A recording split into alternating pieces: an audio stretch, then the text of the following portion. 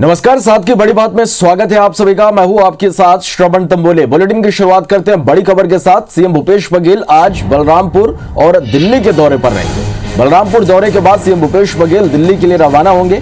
दिल्ली में आला कमान से मुलाकात कर सकते हैं। वहीं 1 महीने के भीतर सीएम भूपेश का बलरामपुर का ये दूसरा दौरा होगा।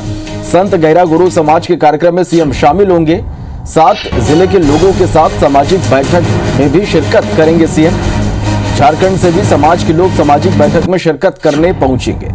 श्रीकूट में सीएम के कार्यक्रम की तैयारियां पूरी कर ली गई है। सामरी विधानसभा क्षेत्र में आम सभा को सीएम भूपेश बघेल संबोधित करेंगे।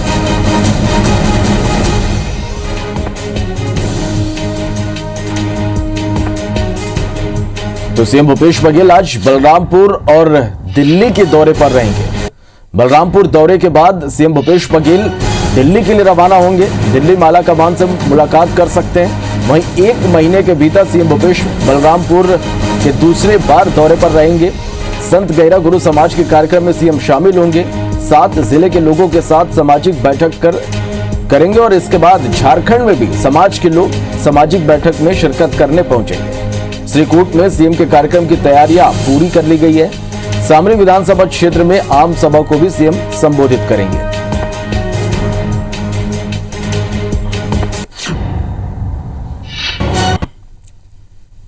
संत समाज के रायगढ़, जसपुर, कोरबा, सरगुजा, कोरिया, सूरजपुर और इधर झारखंड से भी अपने संस्था के लोग आ रहे हैं। संस्था के लोगों के साथ और उनका चर्चा है। इसी के लिए मैं मुख्यमंत्री से आग्रह किया तो एक ही बार में स्वीकार किए और आ रहे हैं।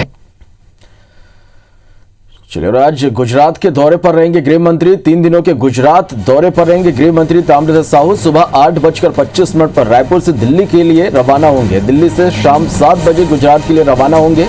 निकाय चुनाव को लेकर कार्यकर्ताओं में जोश भरेंगे। तो आज गुजरात के दौरे पर रहेंगे गृह मंत्री ताम्रध्वज साहू। 3 दिनों का उनका गुजरात का दौरा होगा। सुबह 8:25 पर रायपुर से दिल्ली के लिए रवाना होंगे। दिल्ली से शाम 7 बजे गुजरात के लिए गृह मंत्री रवाना होंगे। निकाय चुनाव को लेकर यहां कार्यकर्ताओं में जोश भरेंगे। चलिए बढ़ते आगे और बड़ी खबर। छत्तीसगढ़ में आज से स्कूल खुलने जा रहे हैं। छत्तीसगढ़ में आज से स्कूल और कॉलेज खुल रहे हैं। आज से 9वीं से 12वीं तक की क्लास लगेगी। 11 महीने बाद कॉलेजों में पढ़ाई होगी। 13 फरवरी को भूपेश कैबिनेट की बैठक हुई थी जिसमें स्कूल और कॉलेज खोलने की मंजूरी दी गई। कोरोना गाइडलाइन का यहां पालन करना अनिवार्य होगा। तो 11 महीने बाद छत्तीसगढ़ में आज से स्कूल और कॉलेज खुलने जा रहे हैं। स्कूल में आपको बता दें कि 9वीं से 12वीं तक की कक्षाएं यहां पर लगेंगे।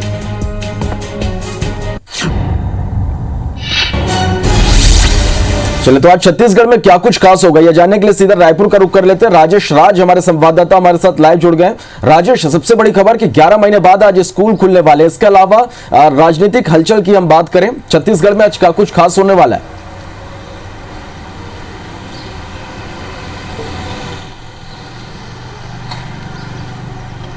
जी बिल्कुल, देखिए आज सबसे बड़ी अगर खबर पर नज़र कहें तो यही है कि करीब साल भर के लॉकडाउन इफेक्ट के बाद आज से स्कूल और कॉलेज खुल रहे हैं।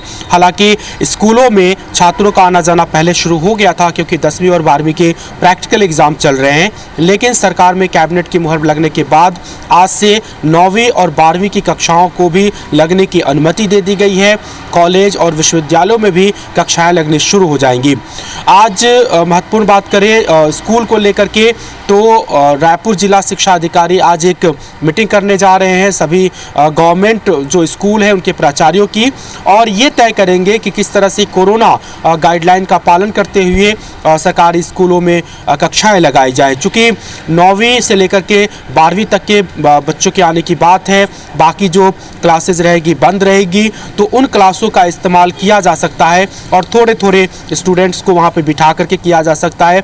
एक फार्मूला ये निकाला जा सकता है या फिर एक फार्मूले की और बात है जो हमारी जिला शिक्षा अधिकारी से बातचीत हुई, उनका कहना था कि अल्टरनेट वे में बच्चों को बुलाया जा सकता है, यानी अगर सोमवार को 9वीं और 12वीं के बच्चे 11वीं के बच्चे बुलाए जाते हैं तो फिर मंगलवार को 10वीं और 12वीं के बच्चे बुलाए जाएंगे। इस तरह की कोई फार्मूला निकालने की कोशिश होगी। लेकिन देखने बड़ी बात ये होगी कि करीब साल भर के लॉकडाउन इफेक्ट के बाद जब आज स्कूल खुल रहे हैं तो स्कूलों में प्रेजेंस कैसा है, बच्चे आते हैं नहीं आते हैं, अभिभावक कितने एश्योर हो पाए हैं अपने बच्चों को स्कूलों में भेजने की। तो आज की उपस्थिति और बच्चों की जो फीडबैक रहेंगे स्कूली छात्रों से, वो देख करके पता चलेगा कि और नॉर्मल होने में कितना वक्त लग जाएगा। तो ये आज की एक सबसे बड़ी खबर पे नज़र रहेगी।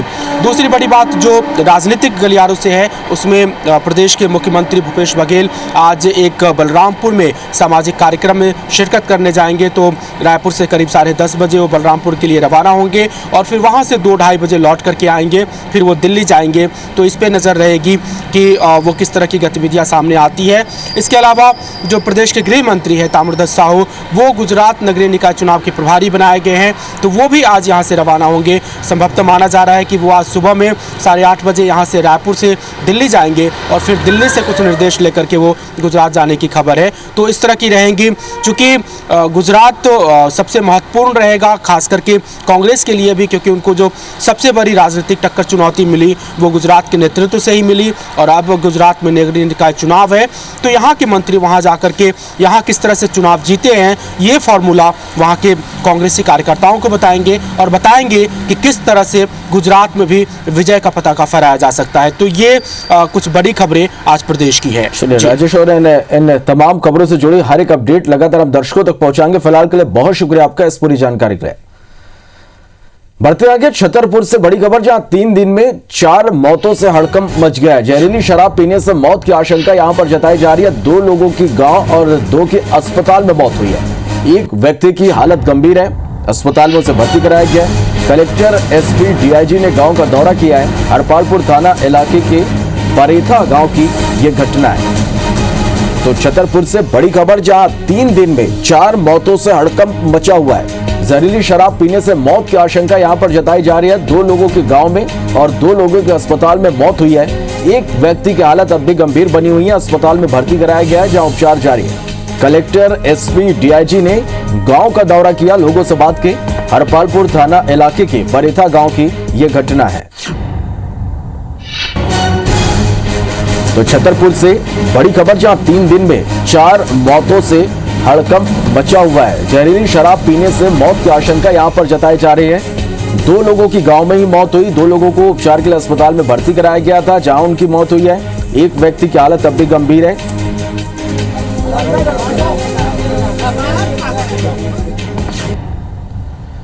बातें आगे अपने व्यस्त कार्यक्रम के बीच सीएम शिवराज सिंह चौहान पत्नी साधना सिंह के साथ भोपाल में अचानक घूमने के लिए निकले। पत्नी साधना सिंह के साथ भोपाल के वन विहार में सैर की। इस दौरान सीएम शिवराज रिलैक्स मोड में नजर आए। वैलेंटाइन डे पर घूमने को लेकर सवाल पर सीएम शिवराज और उनकी पत्नी मुस्कुराते हुए दिखे। मुख्यमंत्री शिवराज ने वन विहार और उसके आसपास के करीब 1 घंटे तक उन्होंने समय बिताया। तो ये तस्वीरें भी आप देख पा रहे हैं। पत्नी साधना सिंह के साथ सीएम शिवराज सिंह चौहान कल घूमने निकले। रिलैक्स मोड में पूरी तरह से सीएम नजर आए और जब उनसे पूछा गया कि वैलेंटाइन डे पर वो घूमने निकले हैं पत्नी के साथ, तो सीएम और उनकी पत्नी ने मुस्कुरा दिया। पत्नी साधना सिंह के साथ वन विहार की सीएम ने शेयर की। बढ़ते आगे मुरैना में राज्यसभा सांसद ज्योतिरादित्य सिंधिया ने सबसे प्राचीन शनि मंदिर में शनिदेव की पूजा अर्चना की। देश प्रदेश की खुशहाली के लिए प्रार्थना भी की। इस दौरान सिंधिया परिवार के राजपुरोहित भी शनि मंदिर पहुंचे और वहां पर मंत्राभिषेक के साथ शनिदेव की पूजा अर्चना की। उन्होंने बताया कि आने वाले समय में भी पूजा अर्चना की जाएगी।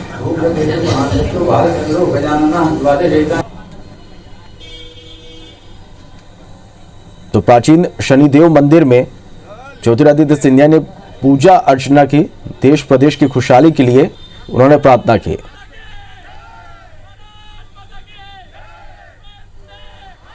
मुख्यमंत्री शिवराज सिंह चौहान के पिता और माता के स्मृति में उनके पुत्र कार्तिकेय सिंह चौहान की ओर से आयोजित प्रेम सुंदर क्रिकेट मेमोरियल का नसरुल्लागंज के उत्कृष्ट स्कूल मैदान में शुभारंभ हुआ। राज्यसभा सदस्य ज्योतिरादित्य सिंधिया और भारतीय क्रिकेट टीम के पूर्व क्रिकेट कीपर सबा करीम ने इस प्रतियोगिता का शुभारंभ किया।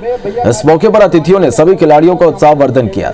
मीडिया से चर्चा करते हुए सिंधिया ने कहा कि मैं खिलाड़ी के रूप में यहाँ पर आया हूँ। मुझे अच्छा लगा कि ग्रामीण खिलाड़ियों को मौका देने के लिए कार्तिकेय सिंह चौहान ने एक अनूठा प्रयास किया है। उन्होंने कार्तिकेय सिंह चौहान को अपनी ओर से शुभकामनाएं दी। साथ ही कहा कि मुख्यमंत्री शिवराज सिंह चौहान के साथ मिलकर प्रदेश के विकास के लिए बेहतर कार्य करेंगे। सेज ग्रुप के चेयरमैन संजीव अग्रवाल भी इस मौके पर उपस्थित रहे। जोरदार तालियों के साथ हर पंचायत में टीम को संगठित करके ये प्रतियोगिता आयोजित की। उसमें से जो निचोड़ निकली है इन 14 टीमों की, और जहां एक तरफ ये 14 टीम अपने हुनर का प्रदर्शन करेंगे, उनके लिए एक तरफ रोजगार का मेला और दूसरे तरफ पूरे बुधनी और नसरुल्लागंज के हमारे व्यापारियों के लिए एक स्थान रखा गया है, ताकि वे भी अपने सारे चीज लाकर जो लोग यहां आए हैं उसका भी विस्तार हो पाए। तो एक समावेश और संगम कार्तिकेय ने यहां तय किया। यहाँ के जितने युवा हैं उनको एक कैरियर के लिए, एक गाइडेंस देने के लिए, एक उनको अंदर जो छिपा हुआ है उसको निकालने के लिए एक प्रयास कर रही है। हमारा बहुत बड़ा स्टॉल लगा है और एक बहुत बड़ा भव्य आयोजन, जिससे हमारे यहाँ पर जो क्रिकेट की प्रतिभाएं थी वो बाहर निकले और पूरे प्रदेश में नहीं पूरे देश में अपना नाम कमा के। मेरी सेज यूनिवर्सिटी की तरफ से बहुत बहुत शुभकामनाएं। एक तरफ राज्य निर्वाचन आयोग नगरीय निकाय चुनाव कराने के लिए तैयार बैठा है, तो दूसरी तरफ फर्जी मतदाता का मुद्दा उठाकर भाजपा ने परेशानियां खड़ी कर दी।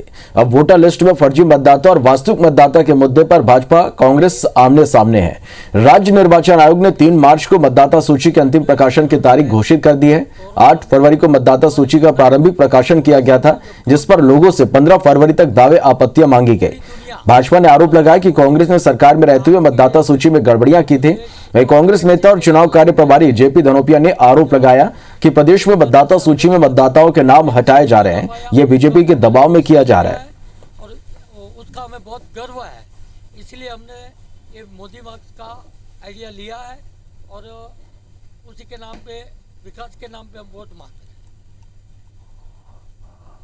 सूची में अनेक तरह की आ रही हैं, एक ही जगह के वोट अनेक जगह जोड़ दिए गए हैं।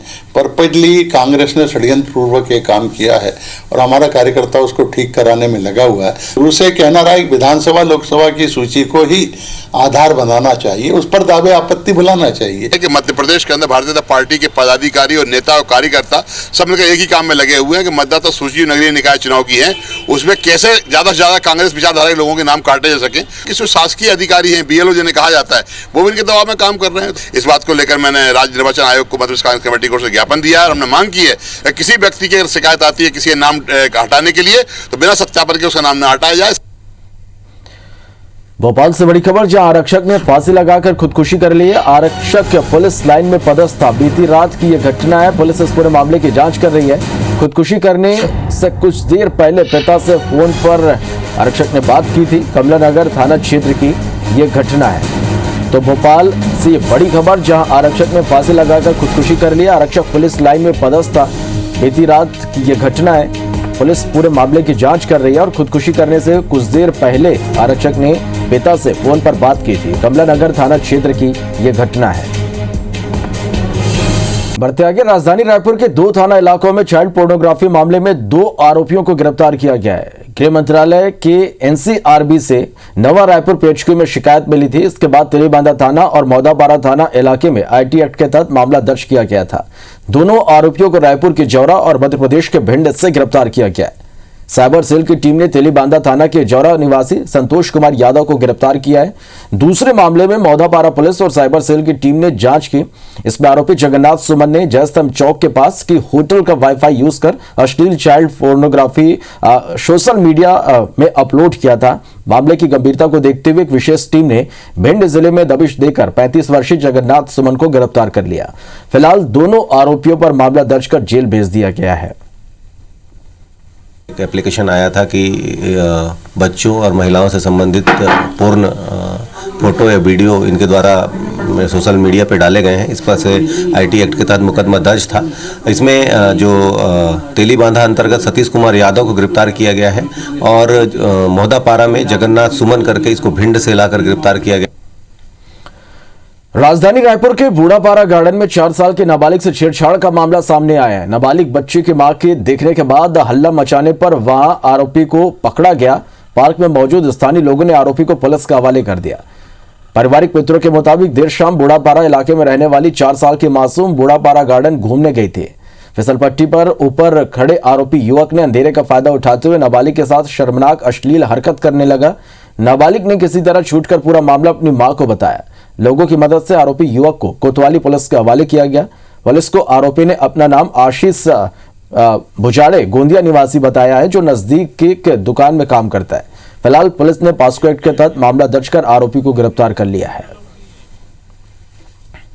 आपराधिक युवक के द्वारा जिस प्रकार से जनंद एक घृणापूर्वक अपराध उसके द्वारा बच्ची के साथ करने का प्रयास किया गया, जिससे वो बच्ची जो है वापस आकर अपने माता पिता को सूचना दी, तो उनके माता पिता ने बाकायदा पुलिस का साथ लेकर के उनको गिरफ्तारी के साथ यहाँ थाने लेकर आए हैं, कोतवाली थाने में। ग्वालियर से 2 दिन पहले अपने ही घर में सेंध लगाकर गायब हुए नाबालिग लड़के को उसके एक अन्य साथी के साथ बरामद कर लिया गया। गायब हुआ लड़का मुरैना के धनीला गांव में सकुशल मिला। नाबालिग सुरक्षित अपने घर पहुंच चुका है। बताया जाता है कि नाबालिग अपने घर पर करीब 5 लाख रुपए नकदी और करीब 11 लाख के आभूषण लेकर भागा था। घर वालों ने उसके संदिग्ध दोस्तों के नाम पुलिस को बताए थे। इस आधार पर लड़की की खोजबीन शुरू हुई। पुलिस ने कुछ संदेहियों को हिरासत में लेकर पूछताछ की। पुलिस ने नाबालिग लड़के के दोस्त को भी पकड़ा है। पुलिस ने लगातार प्रयास किए, पता किया और वो बालक सकुशल वापस आ गया है। साथ में जो उसके साथ गया था उसकी भी वो भी मिला है और चूँकि बालक अभी छोटा है, उसको सुपुर्दगी पे उनके परिजनों को, माता पिता को दे दिया है। फिर उनके स्टेटमेंट लेकर के जैसी भी स्थिति बनती वैसी कार्रवाई।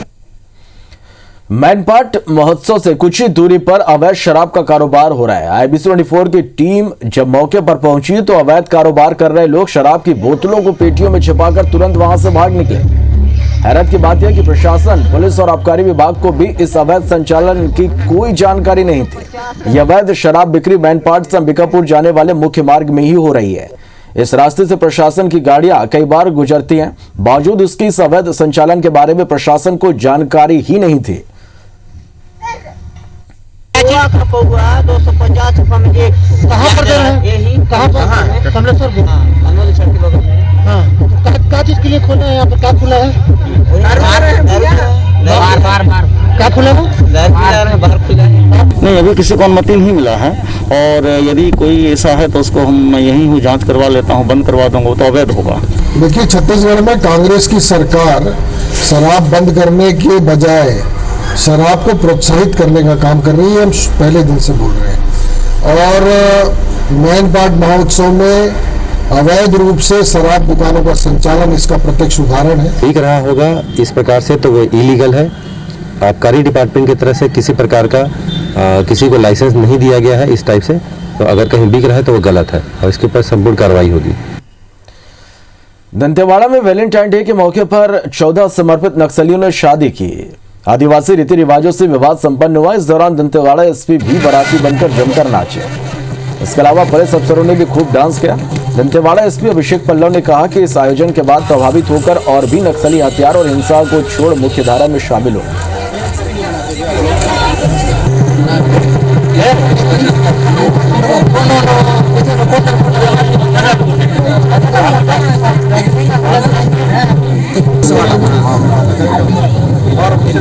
आज भी गए भाई।